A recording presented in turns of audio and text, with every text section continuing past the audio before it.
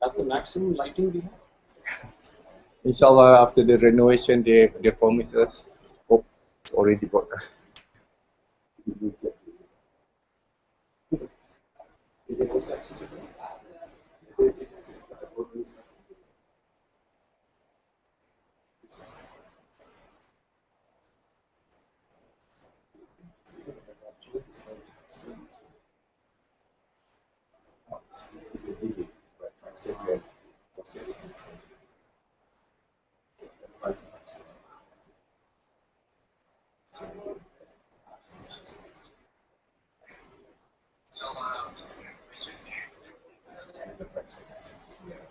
But they will never know. They will get the same screen. Yeah.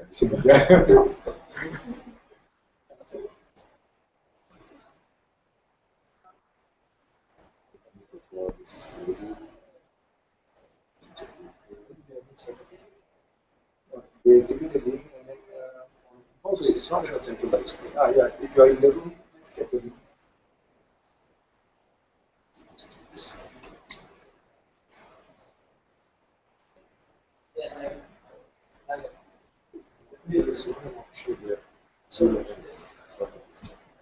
Just rather than just see the whole room because it's so dark anyway. It's just for starting. If you try to close it, Speaker.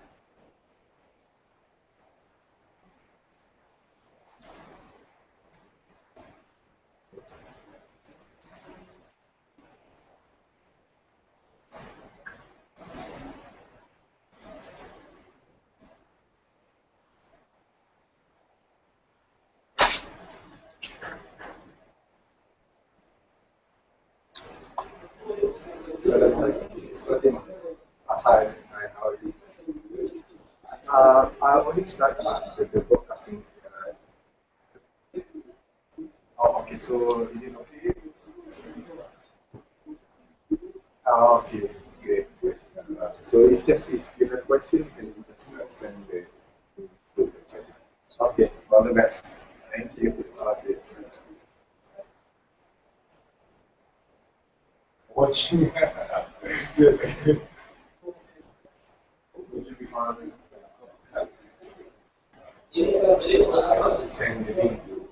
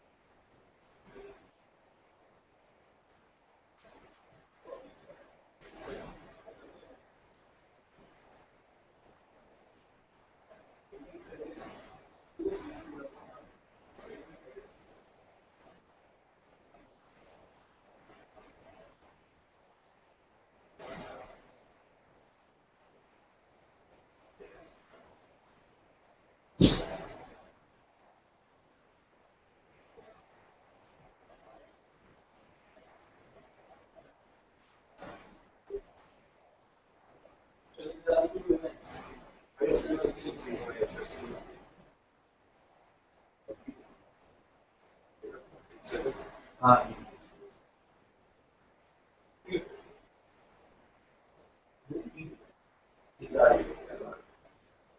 हाँ हाँ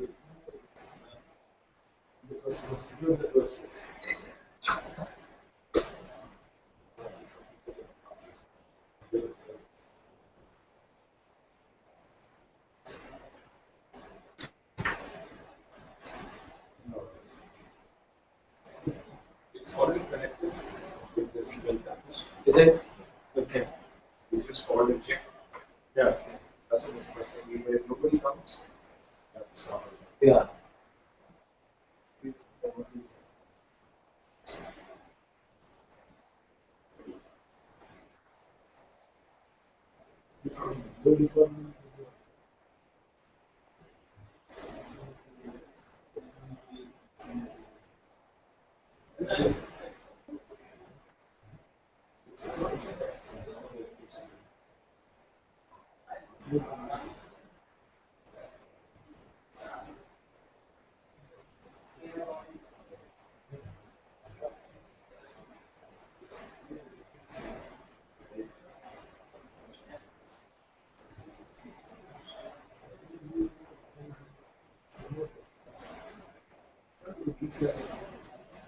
This was scheduled.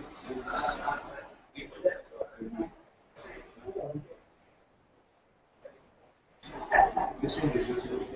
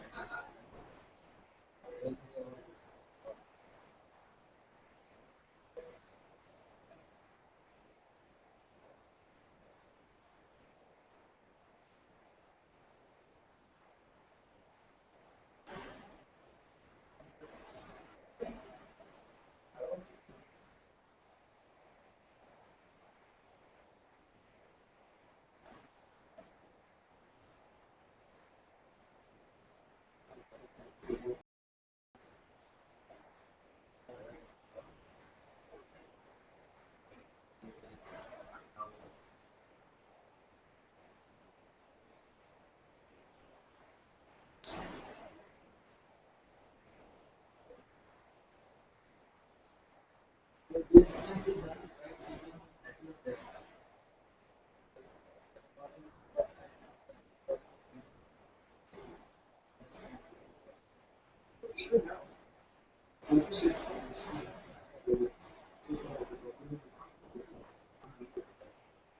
That's why EDC visibility. And if you want to record it,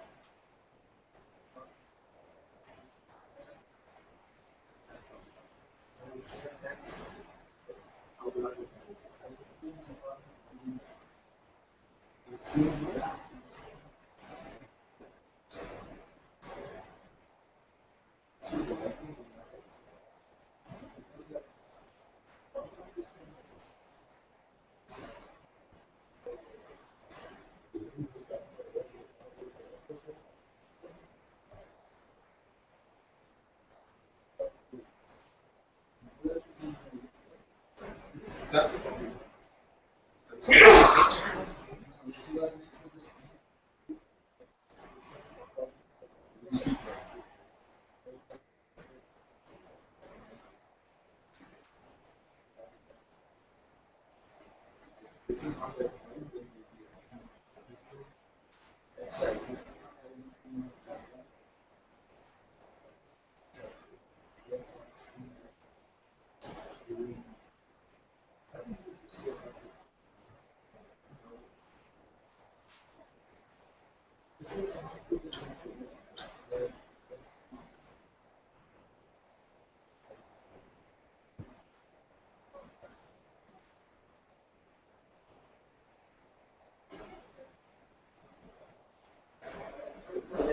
Yeah.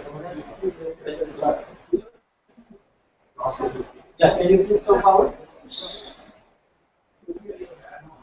Can you please come forward?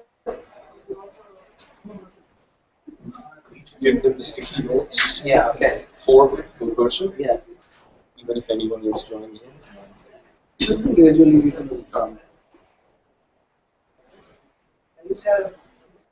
I will just formally introduce you. Okay, Assalamu alaikum everyone.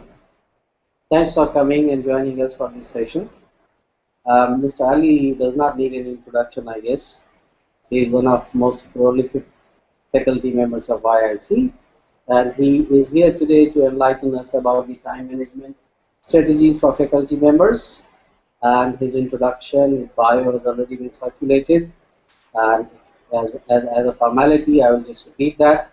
Mr. Ali has a master's from Nottingham University campus in Malaysia, and he has also done MBA from IBA Karachi, and he has done his bachelor's from University of the Punjab. He has been working here for last so many years, and we are very pleased to have him today for this session. I just remind you the session is going live. It's being watched at the female campus also. And we had meeting this morning with Dr. Ahmed Daboom. He said he will also log in and watch this. And so we have audience at different places.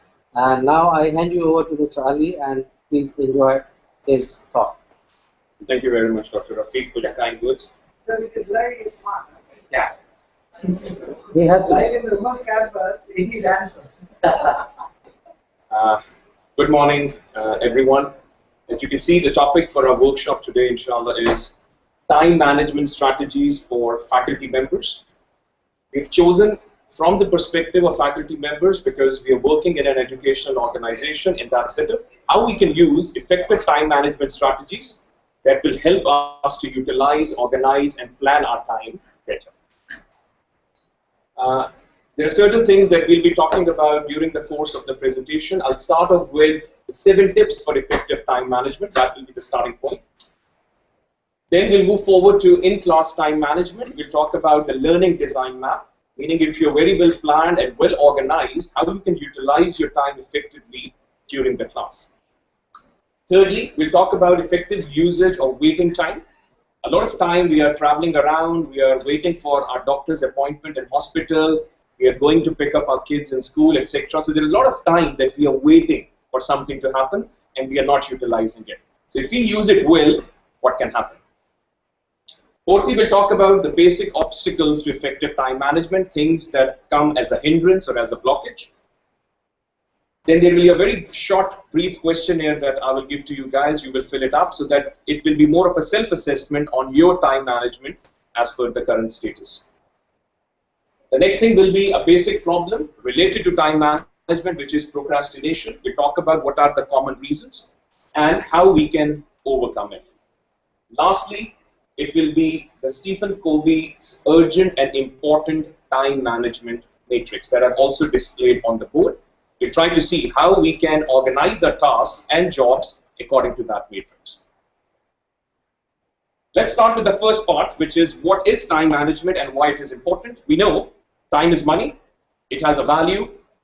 Everything can be recycled, but time cannot be recycled. That's a very key thing. So we need to spend it very, very wisely.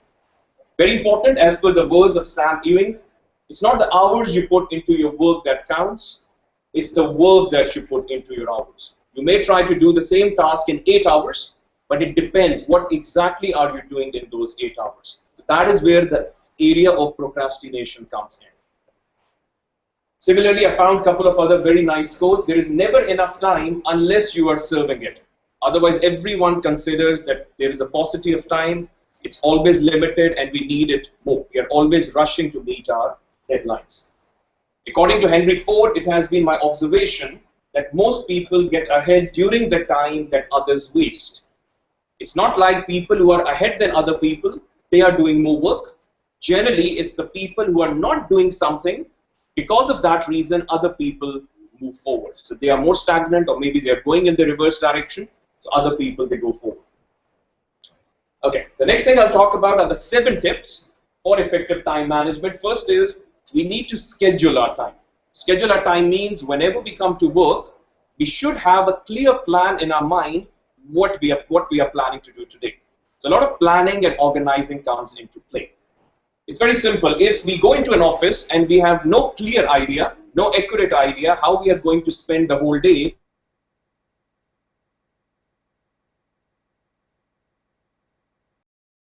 second, we need to manage distractions to protect our uninterrupted time.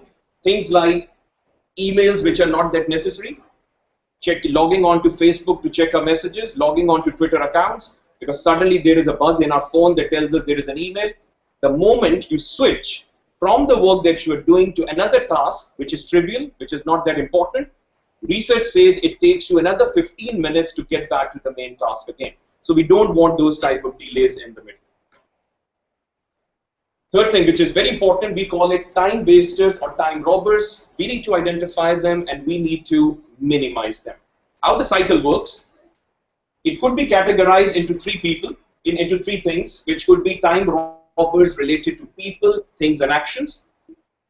The cycle works in a way that we need to understand how we plan to use our time. Then we need to identify the time robbers, minimize them. Only then we can have effective time management at the end. In the next slide, I'll discuss with you guys like what exactly are the time robbers and wasters and how do we categorize them into different groupings. These are the common time robbers, common time wasters. Leaving task unfinished, you're putting the work for tomorrow, you're not completing it today, even though you can complete it. Socializing at work, maybe a visitor had come in, he's a drop-in visitor, and you end up spending 30 minutes with him, and you have forgotten the work that you were supposed to do. Telephone interruptions is a common cause. Trying to do too much, trying to be a perfectionist. A lot of time this leads to a lot of hard work at the end stage. You are unable to meet your deadlines. Personal disorganization, so it depends on your personal ability, whether you are a well-planned person, well-organized person or not. Because of that reason, sometimes the work is stretched till the last moment as well. Lack of self-discipline, sometimes people cannot say no to certain tasks. But if you already have a lot in your plate, you have to say no to things which are not that important, even though those things are far in the future. Procrastination, of course, that's the major cause why people are unable to meet deadlines. I will discuss this thing in detail at the latter part of my presentation. And finally, meetings, especially the meetings which are without agenda, meetings where you are not contributing much. Those type of meetings will end up to a lot of time wastage as well. Now let's put all these things into 3 groupings, which is according to people, things, and action. You will find out most of the things deal with, if we are doing it well, if we minimize procrastination, we are better organized. We do not try to attempt too much in everything. Of course, it's very good to be a perfectionist, but not at a loss of time that leads to other problems. You are unable to meet other deadlines. Self-discipline, your decision-making is not that adequate, and your planning is not that adequate. These things are within your control. If you can control them well, you can monitor them well, you can improve them further, chances are that your procrastination levels will be minimized.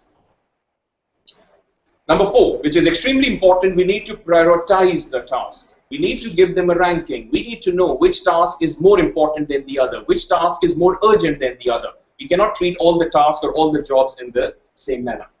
And we need to learn to say no to certain things. It's not like whatever work comes our way, we just say yes. and we end up struggling to meet the requirements or meet the deadlines. Learning to say no is extremely important as well. So how we can prioritize? Of course, we have to do things which are important and urgent. Delegation comes into play. If you cannot do it, you have people working under you. Some of the tasks which generally you do, but because of paucity of time you cannot do right now, try to delegate those, but not the ones that you should be doing, which are the most important ones. But then the quality of the task may get affected. Delay it. Something which is not important, something which is not urgent at this stage, you can always delay it for future. Finally, don't do it. Something which is not important, not urgent, it has no relevance to your work life, you can always delete those tasks as well. So we call it a 4D strategy: do, delegate, delay, and delete in the same order. The most important at the top, the least important task will be at the bottom. Okay. According to Robert McCain, I quote, "Set priorities for your goals. A major part of successful living lies in the ability to put first things first." Indeed, the reason most major goals are not achieved is that we spend our time doing second things first. So again, the most important things that you have in your list of priority, you must focus more on that. You need to spend more time on that as well, rather than the things which are secondary and which are not primary. So how we can prioritize? That's a very important thing in effective time management. Address the tasks which are urgent, address the tasks which are important. Accomplish what you can early. Don't always leave it till the last minute. If you can finish a task before, finish it before. For example, our final exams are coming up. We need to hand over the final exams in the envelope to the exam coordinator. We don't have to wait till Thursday night to do it. We can do it even at the beginning of this week. So some tasks we can always finish early. And the things that you're delaying, that you're not doing right now, try to put deadlines with those. Whenever you have deadlines, it serves as a reminder that you need to match those deadlines so that you can finish the work on time as well. How we can say no? We can't do everything, we know that. It's not humanly possible to do all the tasks which come your way. So you need to see which tasks become more important from your personal growth point of view and from the department requirements as well. Try to focus more on those, and the ones which are not that important, as we have done earlier, we can always delegate them. Don't take things that you believe that you won't be able to complete on time. That won't leave a good image to other people. And finally, remain consistent to your goals. Goal setting is very, very important at the beginning. You have to remain consistent. That's why we always try to identify some long-range goals, medium-term goals, and short-term goals. But all the goals must be aligned. They must take you towards the same direction. Okay, the fifth one, which is a common problem nowadays, which a lot of faculty members they are facing, electronic life. We end up spending a lot of time on emails, Facebook, WhatsApp, Twitters, etc., YouTube, etc., during the work time, even though it is not related to the work that we are doing. Because of that, we are unable to meet a lot of deadlines. It's not a problem that you are using electronic life at work. Make sure you monitor how much time you're spending on those things. You always need a break in the middle. You don't have to work 8 hours at a stretch. For that break, just monitor how much time overall in a day you end up spending on electronic or social media networking sites. And very important, you always need to have a backup of your work, whether it's in hard copy or hard disk. That is a good way of using electronic life. In case if your system crashes, at least there is a backup and you won't have to redo all the work. Choose your teaching schedule. I know a lot of people who join the college at a very early stage, they are new, it's very difficult for them, but it's always handy if you are repeating the same courses again and again. That will lead to less preparation for the courses that you are teaching. But if you're teaching a variety of courses at different levels, there will be a lot of assessment, a lot of preparation, a lot of work related to those courses. So we can save that if we can choose a teaching schedule, or we can minimize the number of courses. I'm not talking about number of hours, number of courses that we are handling. Yeah, seventh one is about control your teaching preparations. There is never enough time that you think you can spend on preparing a lecture or for a class. You always try to go for a better one, right? But if you think you are familiar with the topic, Research says for 1 hour of class, maximum 2 hours should be enough. You don't have to prepare all the time. Sometimes you can use other tools like class discussions, bring in a guest speaker, use a video, some other classroom activities so that your preparation time will become less. You don't have to prepare lectures all the time. It has to be more student-centered. So if you're teaching a course before, make sure you're not reinventing the wheel. Take help of that colleague, take his material, and then try to improve it with every passing semester. Don't try to make it a perfection course in the first semester, because then you are challenging yourself too much, and that may lead to other deadlines not being met. Don't over-prepare. As I said before, monitor your preparation to teaching ratio. Make sure it's 2 to 1 if the topic is familiar. Of course, if you're teaching a course which you have never taught before, that preparation ratio could be totally different. Yeah, class discussion, review, group activity, guest speaker. When you do these things in class, your preparation work can become less and you can focus more on the other activities. Very important, we need to stagger our due dates. We don't want all the assignments, all the exams to be in the same week. I know midterm we can't do it because it's a centralized way that we are following. Final exams is the same thing. But the individual assignments, presentations, projects, quizzes, if we have it staggered throughout the semester, what will happen over a weekend, we will not be marking a lot of things. Work will not pile up. So we'll be focusing on 1 or 2 courses on 1 weekend only. So this could be a very handy strategy for effective time management. Okay, the second part of the workshop will be about in-class time management. How we can do better in-class time management, it all depends on 2 things. First, how good your planning is. Second, how good your execution is inside the classroom. Once those 2 things are done, your time management will be really good inside the class. We use a concept which is called learning design map. All that deals with planning and organizing. This is just a sample learning design map for one of the courses that I've been handling in YIC for the last 5 years. Let's say in a class I have this outcome to achieve. List the functions of office materials. We categorize it into 4 things. How much time you will be spending on every activity inside the class. What resources you will be needing. Of course, you need to have those resources prior to come to that class. Which learning activity you will be following that the students will be engaged in. And finally, what learning support that you will be providing to the students. I know it's difficult for all the teaching hours that we are teaching for students to have a learning design map like this. We can create a learning design map for a week, for a 4 week, for 1 month, 2 months, for a whole semester. So it does not have to be for every hour that you are teaching. But of course, when you are handling the same course repeatedly, it becomes easier to handle that course for every hour. You have a very clear idea what you are supposed to do in every class. This thing can fluctuate. It could be 8 minutes, 17 minutes, but you will know exactly how much time you need to spend on every activity. Yeah, so support is from your side. Activity is what the students will actually be doing. So that leads us to the student-centered way of teaching. Resources you need to arrange before you go to the class because you will not be able to find those inside except the multimedia and other equipment. How to effectively use time, especially the waiting time. We have a lot of time sometimes between classes. We have a class from 9 to 10. Then there is a 1 hour gap, and then we have a class from 10 to 11. A lot of time what happens, we spend that time coming back from the classroom to our office and then going back again and just checking emails during that half an hour. Sometimes it's better if you can just put a yellow slip on your door that you will be in the same ACX building doing some other work rather than rushing between your office and the classroom. So you can do some work while staying in the same classroom, like marking, or if you're working on a report for accreditation or any other relevant work time.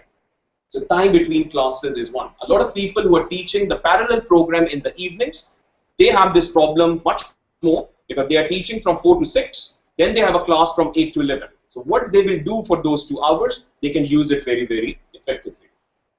Maybe you have a doctor's appointment, it was scheduled to be at 10:30, you reach there at 10:15, until 11 o'clock you're waiting for the doctor to call you in. You can use that time, Wi-Fi is available everywhere, you can answer those emails not from work, but from the doctor's office, outside doctor's office at that time, but do some minor tasks. Otherwise, that will take main time of your work life. So you can do that something there as well. Waiting for your plane, your flight is delayed. You can carry some stuff in your laptop, or if you're carrying it, and if you plan to do it, maybe you have to give a presentation immediately after the break, but you are traveling to another place. During that 7 days or 9 days, traveling between changing flights, you can always do some work. Or in case if you are early at work, that time can be used as well. Maybe you're waiting for the students to come in. You reached in a class at 7 o'clock. Students will arrive at 7:15. You can use those 15 minutes as well, rather than just waiting for the students. Because if you accumulate that time, you will find out every week that number can become into hours. So if we can do minor things during those hours, a lot of work can be finished.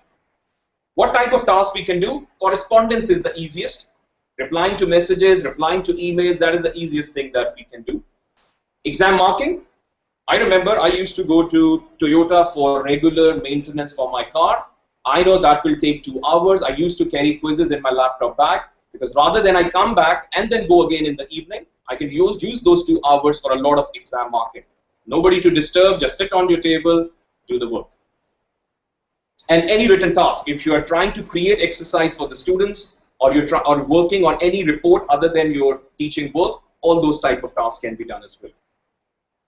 What are the benefits? We know time is money.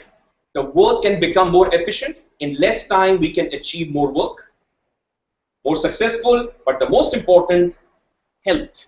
You won't be stressed out, you won't be burnt out by always chasing the work. We don't want to be chasers.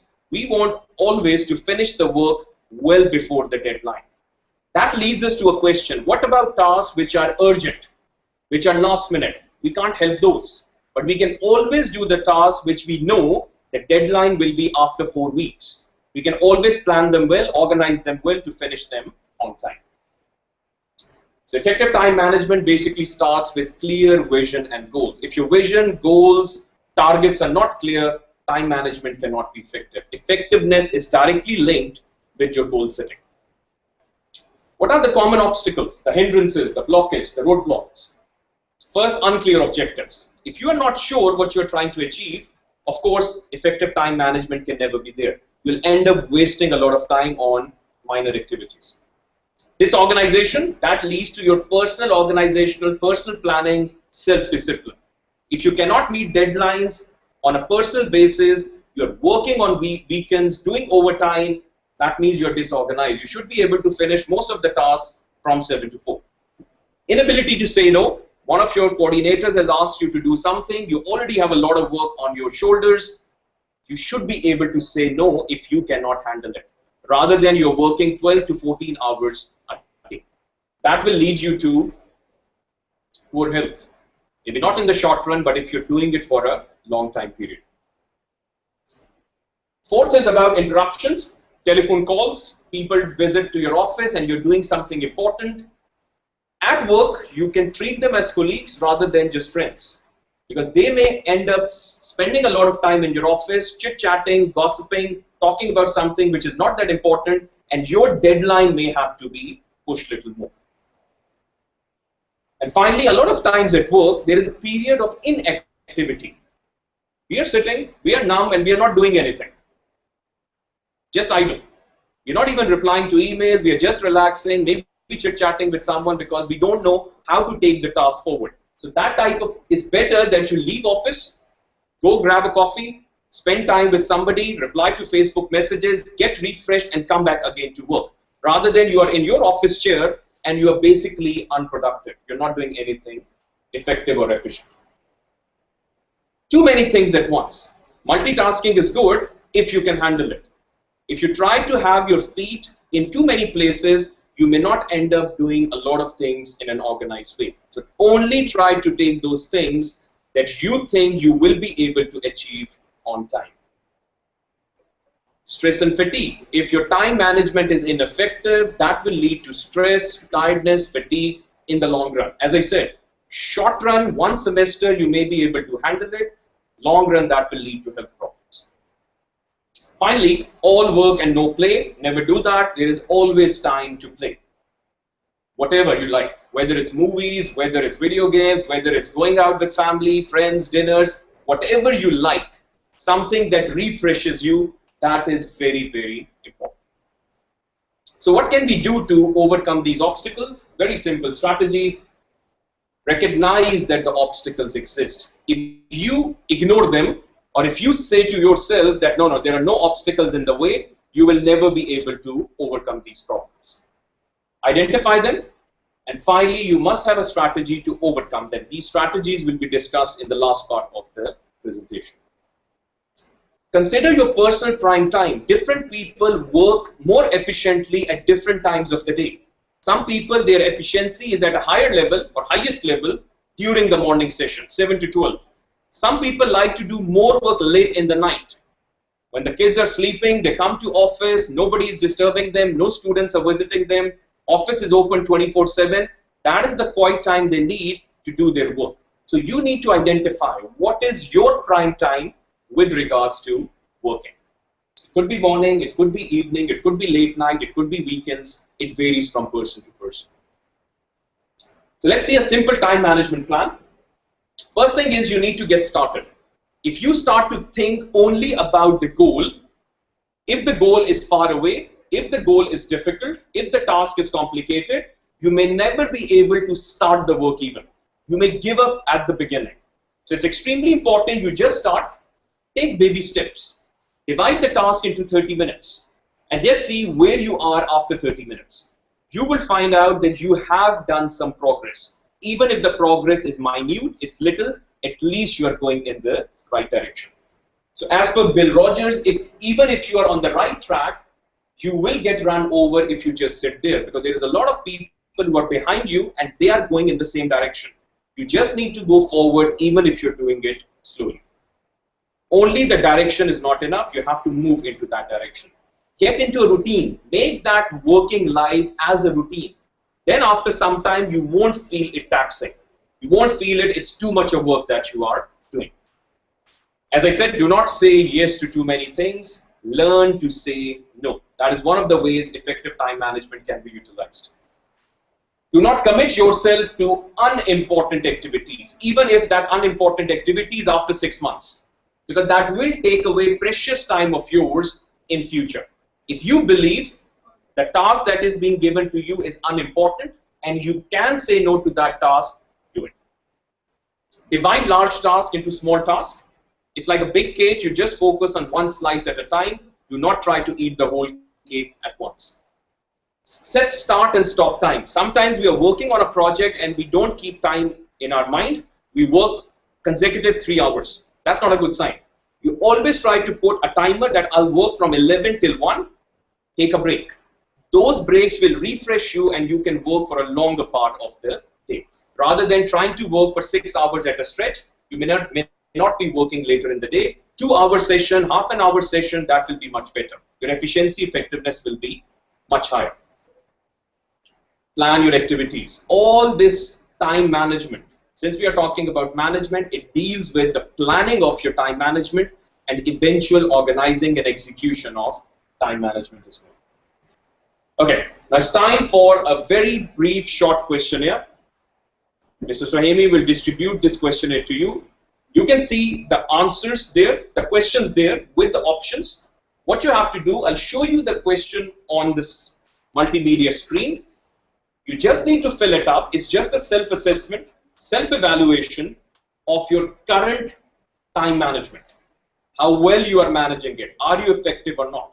So rank it according to not at all, rarely, sometimes, often, and very often. What you can do is, this is 1 point, rarely is 2, sometimes 3, often is 4, very often is 5. So just give those gradings to yourself and just see what total do you have at the end. Once you're done with the first 4 questions, I'll go to the next one where you can see the other questions. Yeah, please. First, because it will only be displayed here. If you want, I can read it if it's not that clear. Yes, sir.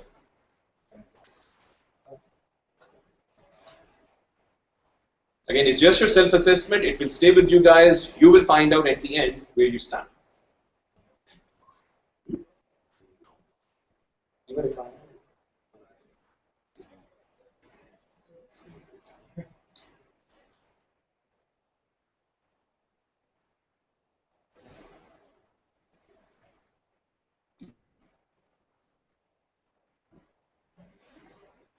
The first one is talking about your 7 to 4 work life. During the day, do you only work on the top priority tasks, or do you work on tasks which you believe are not on the highest priority?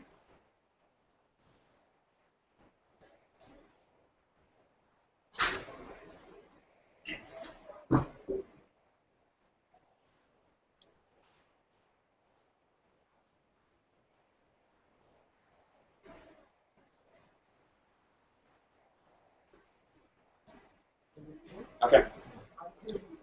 Yeah.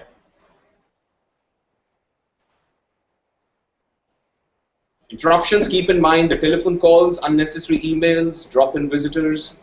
Those are the interruptions we are talking about.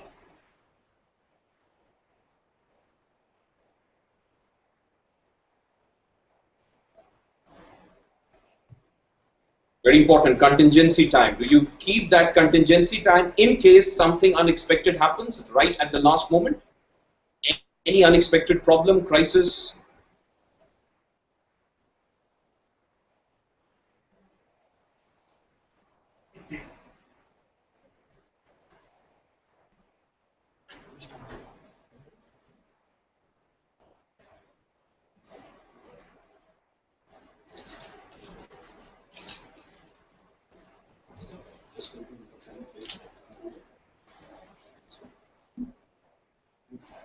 Maybe they cannot read numbers.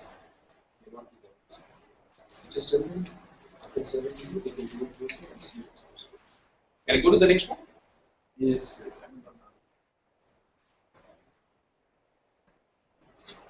When you are given a new assignment, do you analyze it for importance and prioritize it accordingly? Are you stressed about deadlines and commitments? Do distractions often keep you from working on critical tasks? Do you find you have to work at home? Stress is there. I'm reading your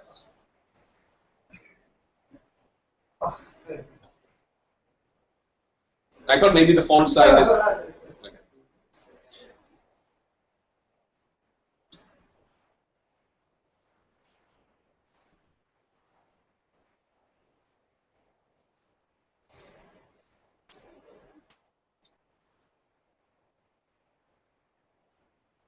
14, very important. Do you regularly confirm your priorities with your boss?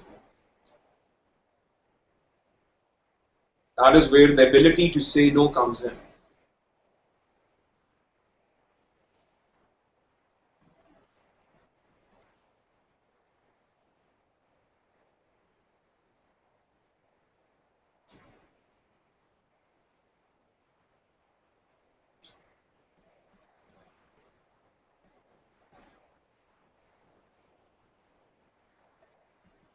So once you are done, all the first options never will be ranked 1 point, and the highest will be ranked 5 points.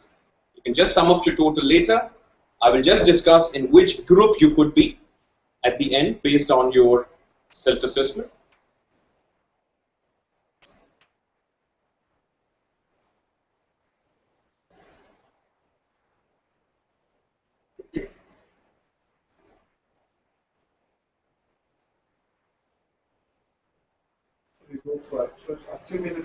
Yeah, we can do that later, but I can show you what will be the interpretation of those totals. If you are in the range of 46 to 75, that means it's the first, it's 1, 2, 3, 4, 5. The last one. Yeah. Before you take on a task, do you check that the results will be worth the time you put in?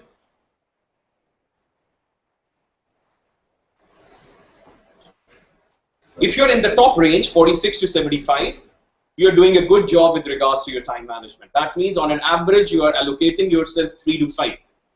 However, let's say you are 52. That means there is still some room to further improve. 75 will make you a perfectionist with regards to time management. But 45 plus on an average is a reasonable result. But of course, there is always room for further improvement.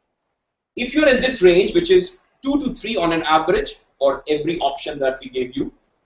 For certain areas you are good, but you can improve somewhere else. There is always further room for improvement. So you can focus on the serious issues, the 15 questions that were there. You can prioritize them in which area you are not that strong. 15 to 30, I did not even put 0 to 15 because even if you choose one for every answer, you will get a total of 15. So minimum it should be 15. You have a great opportunity to improve your time management effectiveness. There are a lot of areas where you can improve yourself further. So again, it's just a self-assessment. You can take this questionnaire back. I can email it to you guys later, and then you can go through in which area did you rank yourself at a lower rate and in which one you ranked yourself much higher. Okay. Now we go to the next part, which is the most important part of the presentation, which is procrastination. Everyone does it. Some people do it more than other people. Some people do it less. People who do it less are the people who basically do effective time management. So we will talk about what are the major reasons behind it, but most important, how we can overcome those problems. If we have the habit of delaying things, why we have it and how we can overcome that habit.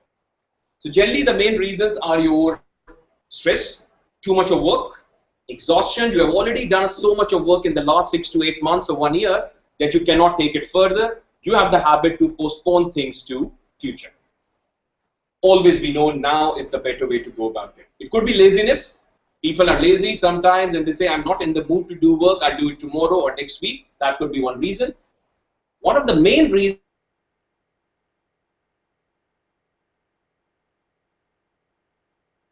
you will postpone it to future. You will not do that task right now. So the fear of failure in the mind plays a pivotal role. And last one is perfectionism. A lot of people, they always say that we will only do this task if we do it at 100% level. What happens? They don't end up doing that task because they're always challenging themselves to be a perfectionist. Yeah, I found this something which is very interesting about tomorrow. It's a noun, a mystical land where 99% of all human productivity, motivation, and achievement is stored. It's not today, it's always tomorrow. So most of the efficiency, effectiveness, productivity, performance is for tomorrow. So not much work today, all the work is postponed for tomorrow. Why do people procrastinate? 3 different reasons. It could be personal. You're tired, health problems, relationship issues, family problems, medical issues, etc. Work related could be a lot of work. You're teaching 30 hours a week, 35 hours a week. You're part of a lot of committees. That can lead to procrastination. Unable to finish a task. You started work with a lot of enthusiasm, but later on in the middle, no proper guidance was there, no direction was there, and you were not able to finish it on time. Task was too big. When you took it, you thought you will be able to do it. When later on you found out that the task was huge and you cannot complete it on time.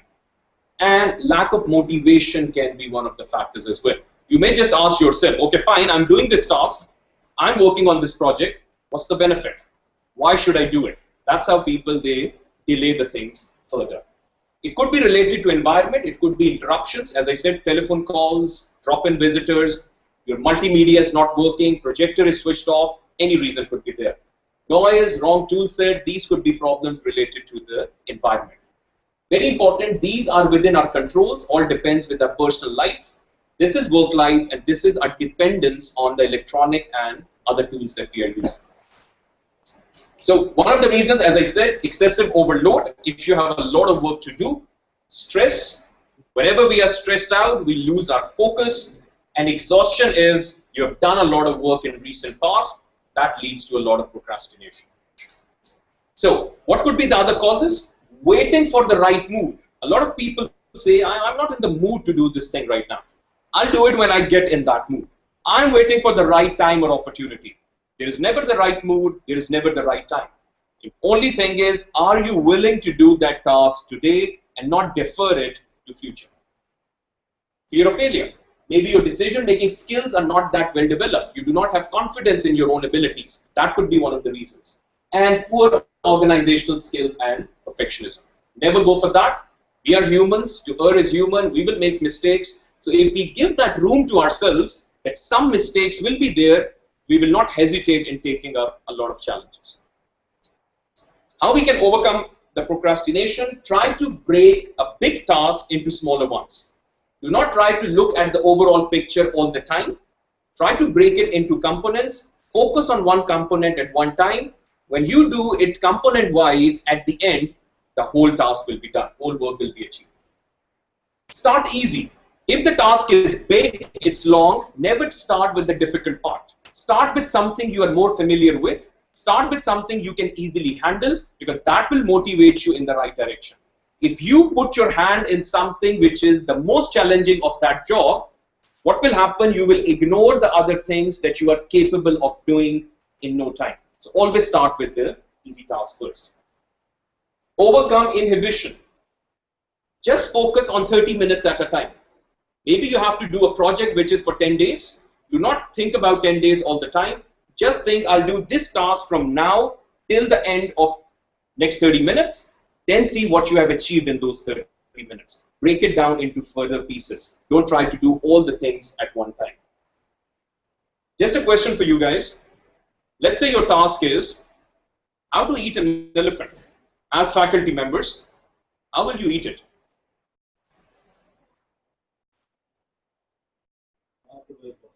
Part by part. Perfect. It can be done. It's a challenging task. I will just avoid it. Yeah. Elephant is just an example for a large task. The important thing is, don't think about how it will be done. Important thing is you break it into pieces, try to focus on one part at a time. At the end, you may find out that the whole big, large project has been achieved as per the deadline. Plan and set goals. This is the main component of effective time management. If your planning is good, your organizing is good, automatically the effective time management will be achieved. It's not about just goals, it's about which resources you will be using, what time you will be using, process, distractions, failure, etc. So we use a strategy in management which is called SMART, S-M-A-R-T. It stands for the goals must be specific, they may not be general. If it's a general goal, I want to be an effective teacher. It's a very general goal. It has to be specific. Okay, fine. In which area you want to be more effective? Only then it becomes measurable. You will be able to know whether you achieved it or not. It must be attainable. It must not be impossible, but it should not be easy. If it's easy, you will always delay till the last minute. It should be challenging, it should be difficult, but it should not be impossible. It should be relevant to the work that you are supposed to do, your career, your professional life, and always there should be a time limit. You cannot have unlimited time to achieve a task. Always put deadlines in order to achieve whatever you are trying to achieve. Think about how good you will feel at the end. That could be a motivation. Just imagine, I will finish this task after 3 months. How would I feel on August 31? What will be my feeling? When you think about the end result, if you have achieved it, that will keep you moving in the right direction. Very important, maintain a to-do list. It's again linked to your self-organization and self-discipline. If you have a to-do list, it could be in your phone, it could be used as an app, it could be a diary. Anyway, it will help you to prioritize your task and you will never miss important things. They could be personal, they could be professional, but you can always rank them for every day that you are spending. Reward yourself when you complete a task. Go out with your friends for a lunch. Grab a coffee. Go out with family for dinner. Always set small targets, and at the end of a target, you try to celebrate that, whatever you are achieving. That will keep you pushing in the right direction as well. Create obstacles. A lot of people, they believe that if there are no obstacles, probably your task is not that interesting anyways. It's not that challenging. It's just a routine work that you are using, that you are spending. So, whenever you have an obstacle in front, you will put in more effort to overcome that obstacle and give performance which leads to higher efficiency and higher effectiveness. But it's not like there is no obstacle and you just create it for the sake of it. As long as it improves the task that you are performing this way. Choose a place in college where you are working, where you feel you do the most work. I do my most work in ACX F49. That is where all my classes are, rather than in my office. Nobody disturbs me there. There are no phone calls, no drop-in visitors. I spend 15 hours of my work in that room. If somebody wants to see me, they can come and see me. So find a room, find a place where you believe your efficiency is at the highest. It could be anywhere in the college, it could be home, it could be anywhere. Leave post-it notes as a reminder for things that you should not be doing. Procrastination reminders. I will not use Facebook. Put it on as a sticky note on your monitor so that you don't use it. Otherwise, you will end up using it every day. There is no harm in using it as long as you don't overuse it. These are some of the weapons of mass distraction at work. I'm not talking at home, it's at work. A lot of Twitter, a lot of LinkedIn, a lot of YouTube, a lot of Wikipedia, etc. If it's relevant to your work, it's all right. But if it's not relevant to your work, when you log into Wikipedia, you will end up searching about 10 other things that you are not supposed to search at that time. So the flow chart of procrastination is very, very simple. Do something right now, no, and the flow chart ends. Because procrastination is all about not doing it now, I will do it tomorrow, I will do it next week, I'll do it in future. So we don't want to have this no, we want to finish most of the tasks today so that we have less things for future. These are some of the misconceptions about time management. I'll skip them quickly. I'll just talk about one or two. Some people, they say, I work best under pressure. But why you have to put yourself under pressure? Why not finish the task without having the pressure of the deadlines? I'm a spontaneous person. Time management will take all the fun out. It will not be that interesting. But then on the flip side, there is a chance you won't be able to match the deadlines. You won't be able to meet them. So this could be one of the things. I don't have time to learn how to do all this. I'm doing so much of other work. We are talking about time. It's the most valuable resource, and it will help you in anything that you're doing otherwise. These are some of the misconceptions we have about time management. I'll skip a few slides quickly and jump on to the last bit. These are some of the procrastinators we have. All of us can be one of those or few of those. The cleaner. Whenever there is an important task, we remind ourselves, oh, I need to clean my desk. I need to clean my drawers, because we don't want to do that task at that stage. The panicker. People who get panicked when there is a deadline that is approaching. Doomed. They will say, how will I do this? So you could be in one of those groups. List maker. When the deadline comes, people start making a list. That's it. They don't effectively follow the list, but they just make it and they think that they're doing something productive. The napper. One of the best ways is just to sleep, take a nap, and you will think that all the problems have run away. The side tracker, you start focusing on something else instead of the main task. The social sharer, yes, I've been given a duty to teach a certain course. You should be focusing on that rather than announcing it on Facebook to other people. So you become a social sharer rather than doing your work. Similarly, there are people like internet researcher. I become a snacker at times when I'm stressed out. I end up eating more. The gamer, people go for games and exercise and other things just to feel that they don't have to do the work. Television watcher, delegator, perpetuator. So these are some of the roles that we have as procrastinators. Clock and the compass is important. Always there is limited time, and very important, that direction has to be right. If you are moving in the wrong direction very, very efficiently, you will never be effective. So in order to have the right direction, timing, direction, both have to go together. Now we come to the last bit, which is Stephen Covey's time management matrix. He has categorized them into two bits. On the x-axis, he has put it according to urgency and something which is not urgent. And on the y-axis is according to the degree of importance. So these four quadrants are called 1, 2, 3, 4. First always is the most important because you always have to meet those deadlines now. But if we spend more time on quadrant 2, something which is extremely important, like our final exams, but something which is not urgent because we still have 1 week to prepare it and submit to the exam coordinators, you will not be doing this work till the last minute. So if you're doing proper planning, you have self-discipline, you have organized yourself well, these tasks will be achieved on time, without stress, without undue pressure. But if a not urgent task, you leave it till the last minute, it will move into the first quadrant. 3 is about some emails that come and we just check those emails for the sake of checking it. We read them, even though those are not relevant to our work.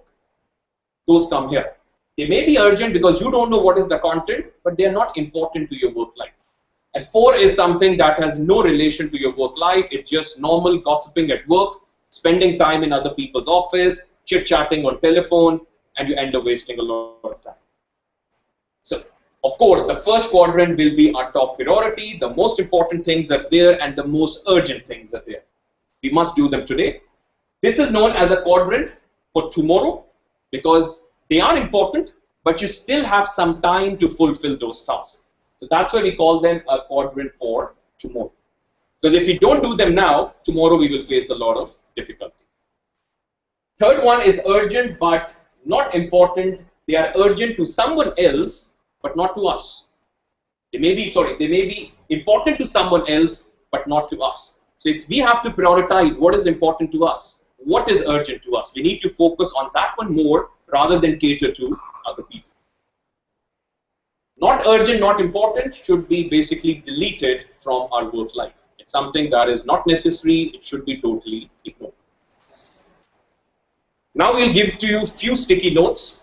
Can you quickly, in 2 minutes, put 2 tasks each for every quadrant that you are following, and just paste them on the board in each quadrant, and at the end of the presentation, you guys can see what are the common answers that we find. Yeah. This is the quadrant, urgent and important.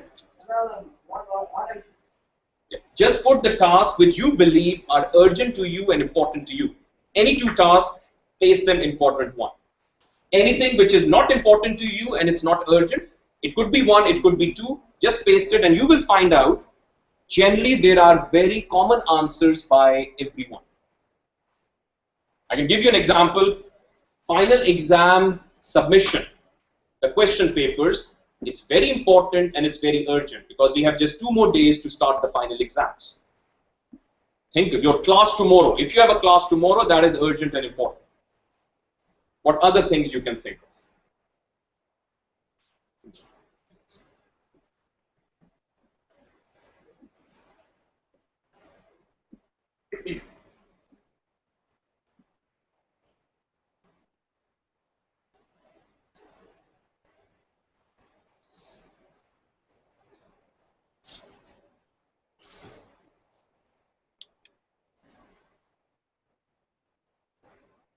It could be even 1. It could be none. If you think you are not doing anything which is not important, not urgent, you can leave the quadrant blank as well.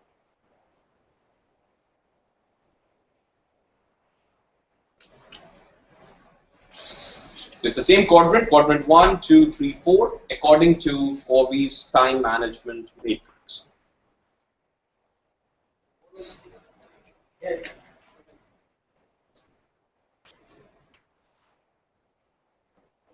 You will see most of your results will be, which is according to Stephen Covey for the faculty members, meetings. A very important meeting for your accreditation in your department council meeting or anything which is urgent and which is important. But a lot of meetings could be here also. Maybe you're just a participant and you will not productively do anything inside that meeting. So a meeting could be in any quadrant. It all depends on your perception. Deadlines, exam submission, exam marking, proctoring duties, classes preparation, all that will be generally here.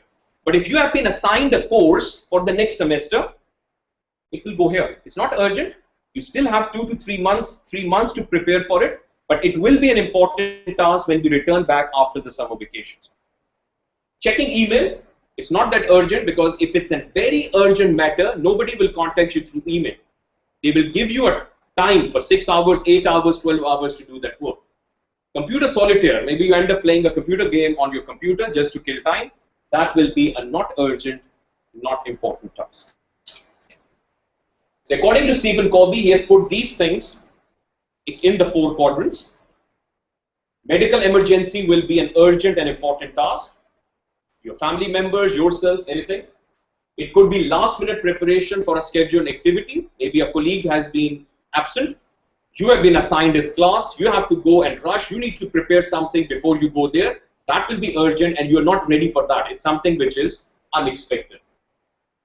Not urgent but important, maybe your exercise. Maybe you would like to go to gym, you play certain games, that is good for your health, but that is always important but not urgent. You can play around with the timings of that. recreation, relaxation, preparation, planning. Quadrant 4 is something that we can avoid. Trivia work. You're just trying to be busy and basically you're not doing anything productive. Junk mail. You're just going through that mail, deleting it. You're reading mails from other departments which are not applicable to your work. Those type of work will be here. Some phone call, some message, some email. A lot of time wasters that we talked about, time robbers, all of those come here. Internet is generally one if you're not using it productively. So these are the things we should try to avoid. This we have to manage because we don't have a choice. And this we need to focus because that we have to manage in future. So this explains the same thing. The most important quadrant is this because you have to fulfill that within few days, within few hours. Not urgent. You can organize it well. You can manage it well. Later on, it will come to quadrant 1. But you always have more time to do these things. This is a big no. You can always try to minimize these things. And we will have more time for other important activities. That brings me to an end of my presentation, the seminar. These are certain references that I have used to prepare my work and share it with you guys. Finally, I found a very good quote about time management. The bad news is that time flies. We know that. But the good news is that we are the pilot for that. We know we are using that time. So it all depends on us, how effectively we use it, even though the time will fly, but then we are responsible for that time that is flying out. Thank you very much for your time and attendance. Thank you very much for listening me so patiently. Any questions, we can have discussion on that. Thank you very much. I have 3 questions. One is request, another is a small suggestion. Yep. Third one is agreement. The request is please send the whole email. Okay. It will be done. That is your. Second suggestion is you should have, you are using the word perfectionist. Perfectionist is a negative word, it's not a positive word. If you are thinking about a perfectionist and all means you are a negative thinker. Mostly the bosses are like that. No, you're agreeing with me on this or disagreeing with me? No, that you did not communicate it clearly. No, I said all the time, avoid perfectionism. Perfectionism, Never go for contact what perfection. you said. Yeah. Contact is- Okay. But if you think that perfectionist means he is a negative thinker. Yeah, true. Totally agree. So that is the Yeah. suggestion. I mean, trying to give the lecture second time, not as one else. Are we sure that perfectionist is a negative thinker? Mostly bosses will do that. Yeah. And I disagree completely with your time management. Completely. I'll say I will not agree with you completely. 100% not. Everything that we discussed. Everything it is. The reason is I have 4 girlfriends. The wife is also. Yeah. So automatically when I have interest, I will know how to manage the thing. True. So I will talk to her without letting my wife know. I'm giving a good example. I'm sorry to say. Easy question. It's interesting. Yeah. Well, that's good. Where do we have more? So I'll treat those as Massive. I'll treat those 4 girlfriends as 4 courses that you are teaching, and you are giving equal time to all of them. What I'm saying is, when you're really interested, you really don't have to worry. Automatically, you know how to manage the things, and the mind will design it so nicely that you will do some little stress here and there will be there because it's a life. You will accept that. Think about a task. And Think about a task that you are doing, and you're not interested in that task, but you have to do it. yeah, that will come under the 4th one. How will you manage? No, you have to do it. It's part of your job. So that's what you are setting your goal set. So you have to do it means you are working for the money. So I want money. If I don't do it, I'll lose my job. So that is where I'll get promoted and I'll do it. That's why the ability to say no comes in. If your head of department gives you a course and you think, yeah, I don't want to teach that, I will not have fun teaching that course, it's not directly linked to my area, you should be able to say no if you can. No, you are taking it granted that I must work under this job. Under this my job means YIC is my job. Yep. Working as a registrar. Under this job, task will come without leaving the job. You do the task. Whereas if I really I keep getting the teaching course which I am not supposed to teach, I leave the job, I'll go for other job, I'll go for begging. Forget about just we are making a living to make little money to have our daily life. So I don't have to have this assistant professorship for me. Again, that varies from person to person, No, right? It's not like that. So when it comes to the quadrant, whenever a work comes to me, I will give maximum stress to put that work in quadrant 2. Quadrant 1, I will not bother at all. You have to do it. It's just going to the toilet. Yeah. I cannot stop it. So I have to work on it. Because I'm here and I want to continue the job, quadrant 1 is automatically fulfilled. Quadrant 2, only whenever work comes, immediately I will put it in the quadrant 2. I will try to finish it up so that I will have peace of mind. So that to accommodate myself more in quadrant 4. So that you I don't. love to be in quadrant 4 than in 1, 2, 3. So that you don't have to rush through things later on, at the last minute. So quadrant 2 is my ultimate. So whenever work comes, immediately I'll put it in the quadrant 2. I finish it. That is where your management skills will come in. How well you spend your time so that something does not become urgent. So what I'm trying to finally say is, in general, so whenever work comes, I'll put it in the quadrant 2. That is what I learned, or rather I understood thoroughly in my life. Second thing is, I don't believe in this time management. What about this I'm one? interested in the job automatically. No, what about this one? Drop in visitor and you are marking final exam. Can you tell your visitor, please leave office because... The logic is, don't say yes when you want to say no. It's what you say. So here is the burger. Even if later I will start it. So here is the burger. You finish your job, I have to start this. Or if it is prolonged for 1 hour also, at least I will start that time and do at least 5 minutes, then I will get deviated or whatever it is. So I never had any problem in any of these things, time management and things like that. Maybe you're already managing it well, that's why. I didn't know. Even the marks I got it as 8. Yes, that's why. You're already at the higher end of the matrix. I mean, but in simple suggestion, in general, I suggest any work that comes, even to my children also say that important, not urgent, is very, very important in your life. If any work comes, you try to fix there or not. If it fixes, do it immediately, by force. Otherwise, it will become urgent. It will become a nuisance for your life. So one, you don't have to worry at all. If I don't go for party, next time I lose my job. So it's important urgent. So I could not really write what I have to write in quadrant 1. There was I got stopped. Quadrant 1 are these things. Nothing. I understood. Your tomorrow's lecture. I never think of it. Quadrant 1. Only quadrant 2 and I concentrate. Let me say something. Yeah. I have some agreement with him, something I don't agree also. My friend is very, no time management, what I understand. Time management is not at all required. That is what I understood. No, I do some management, but I don't name it as time management. You manage automatically.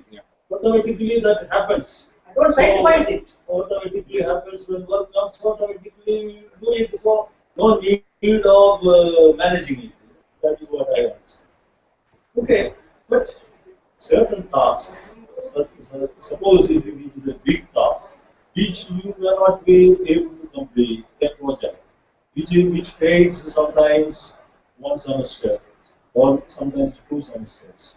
So such a task when you plan, then you need time management. That means you schedule it that I will finish this much task at this much time. You're referring to the Gantt chart. After that this, after that this. There should be a schedule for that. This is what is management of time management, what I understand. Otherwise, you will not be able to do it. This is, let me commit this. That is, what you said is that, okay, whenever work comes, do it. Whenever work comes, do it. That's okay. That you will do it. That is the first step, sometimes the first step. But a task of big task, which takes a lot of time and it takes a big task, such a task you need a perfect plan, schedule. Every day you should spend half an hour or 1 hour for that. Like that you have to plan. Otherwise you cannot be able to. So when you are saying a big task means, right? Big task means your assumption that I must, under any task I must do, I must work under YIC I need salary, like that your assumption. I don't have an assumption. Suppose I'm taking a big class, means if I'm interested or not, I'll take that. Suppose I'm taking a movie direction, I'm interested in it. So it may take also, I don't this automatically, I will design it automatically every day. It does it. Automatically the list comes in. Scientification will come automatically. We are looking at what you are So saying. your assumption is that I must take the job I'm doing as assistant professor. That is fixed. I will not resign it. That is